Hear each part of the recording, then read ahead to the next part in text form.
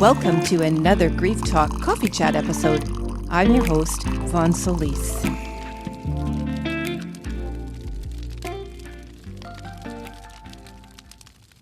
So welcome to Lesson 10 of your online coaching course, Limitations. What's stopping you now? So the interesting thing about limitations is that certainly when you come from a background of spiritual practice and metaphysics, one of the first things that we're taught is that the sky's the limit, the universe is abundant, and you can create whatever you want in your life. So when you contemplate the idea that you may be living with limitations, certainly coming from this background or even without having this background, it's a really scary thought, and we might not even be aware until something sort of takes us down and we have to seriously look at our holistic health and what's happening to us mentally, emotionally, and physically. Obviously, physical limitations are easier to spot than perhaps mental and emotional ones, but these mental and emotional ones exist just as much as the physical ones, and as a matter of fact, can actually cause us to have physical disabilities or physical limitations just by the very nature that they have begun as mental and emotional limitations. If you even think for a moment that you may be living with something that is impacting your life in such a way that it is limiting you, but you maybe think you're crazy, it couldn't be, it's got to be something else. You just haven't even been able to contemplate the idea of anything limiting your life in that way. Understand that there are very real and persistent limitations that millions of people live with that are impacting them and stopping them from creating what they really do want in their life. Now, pursuing goals based on drive and ambition alone, and this is mostly for people who don't really yet understand limitations.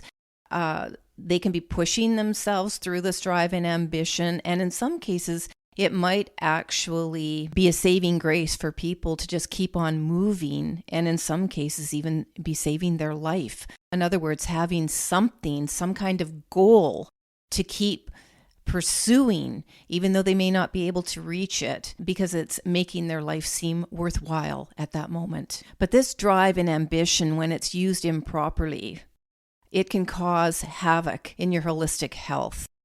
It may lead you, when you're not reaching the goals that you're creating for yourself, or even having the motivation to get started, to feel frustrated, depressed, anxious, even more stressed, ill, or even stagnant, based entirely on not being able to create what it is we think that we want. We may even be turning down opportunities, some that we don't know why we're turning them down, others because we gut instinctually know we can't fulfill the obligations associated with that opportunity in our effort always to be pushing ourselves.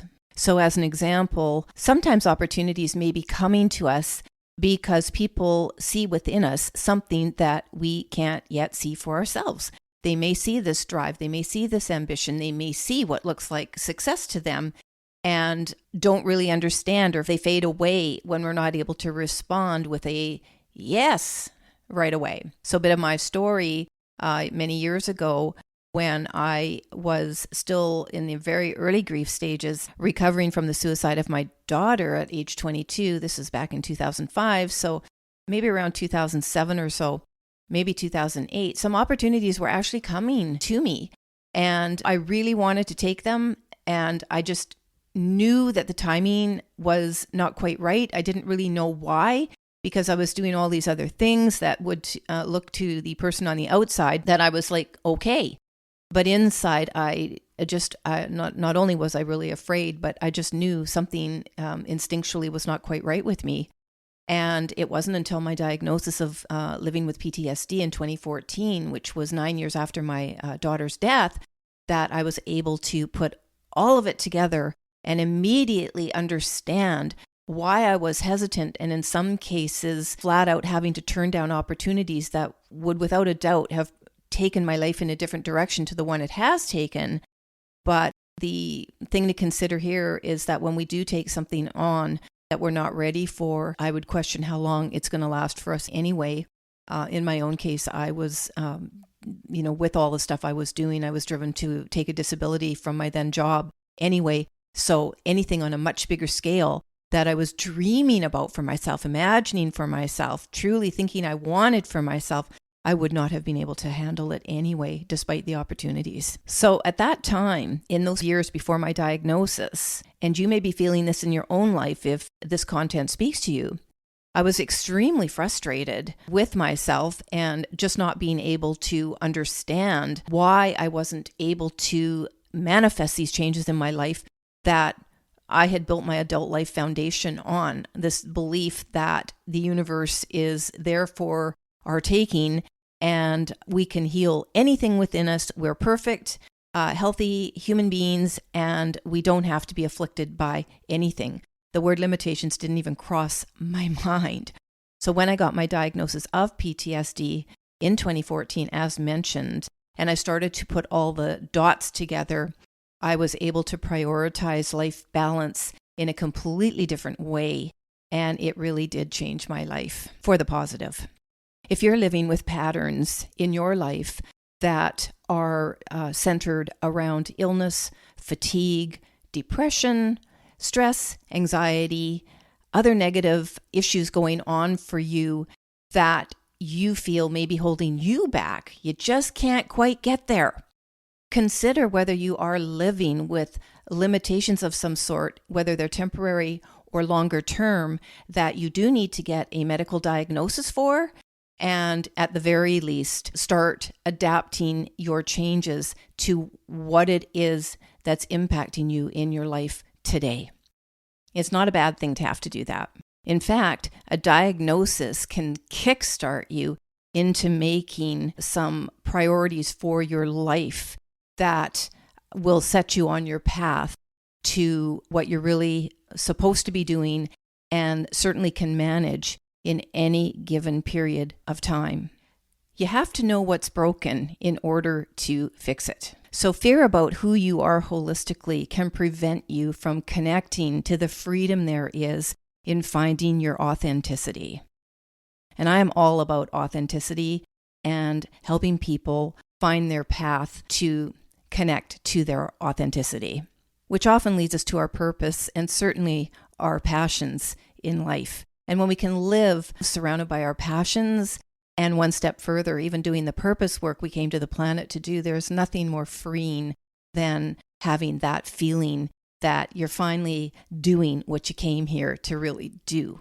And there are a bunch of things we can be doing, but I'm talking now about things that you may be connecting to because of who you have become or are becoming different than what you expected. So a really good visual for this is ordering a package that needs to be assembled, some type of product that needs to be assembled, and you get it, and you open the box, and you open the manual for the assembly instructions, and you look at this assortment of tools, and you haven't got a clue what they are or how to use them because you can't really follow the instructions. I think that's happened to all of us. So you look at the image of the product on the front of the box, and you know what it's supposed to look like, but you just don't know how the heck you're going to assemble it. And so if you think of your whole body like that, mind, body, spiritual self, feeling completely out of alignment,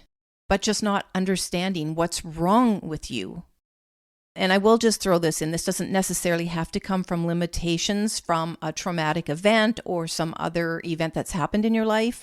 It can actually come from just feeling really, really lost, which I wouldn't say is necessarily a limitation in the way I'm speaking about it today, but it could be considered another type of limitation.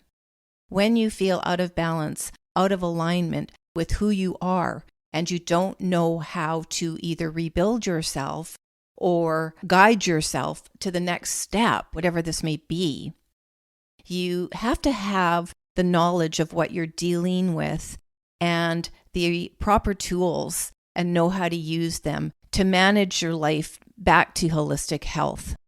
So understanding at any given point in your life what may be challenging you, what may be, quote, limiting you temporarily, if not longer term.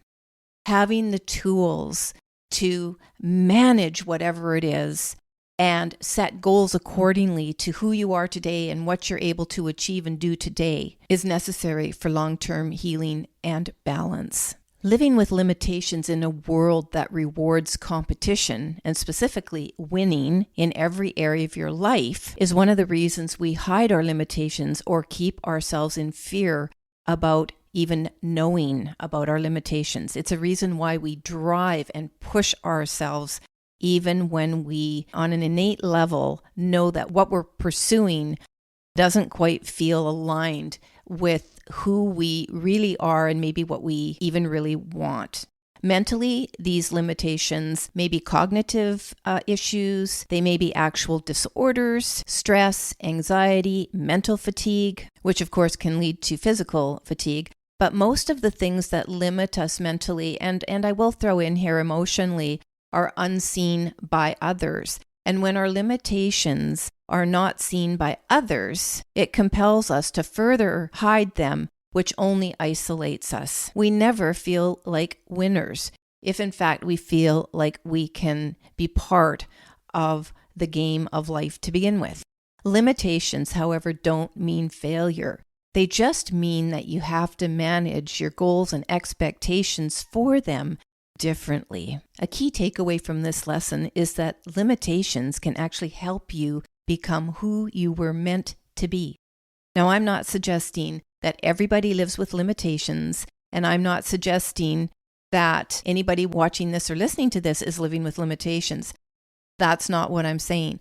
What I am saying is limitations are a natural part, in my view and in my experience, of something of great adversity or something traumatic that has happened to disrupt our life in some way. They don't have to be long-lasting, and many of them probably aren't, but for however long limitations may be impacting you, in my view and opinion, you have to give yourself a small window, if not a longer one, of time to adjust to your new situation, whether it is healing, recovery, whether it's a loss that it was expected, whatever it is that has impacted you, it naturally creates a change, and often we feel limited by what we have to adjust to. The key is knowing what this is, how it's impacting you, and how long it's likely to impact you, so that you can adjust and manage your goals and expectations for your life a little bit differently. As cliche as this sounds, the universe is abundant. You can create what you want when you know what you really want, and this can and does change over time and as we move through different life situations. Knowing what you really want and managing your life with what you really can achieve and do at any given time will set you on your path to being the master architect of your life. Until next time.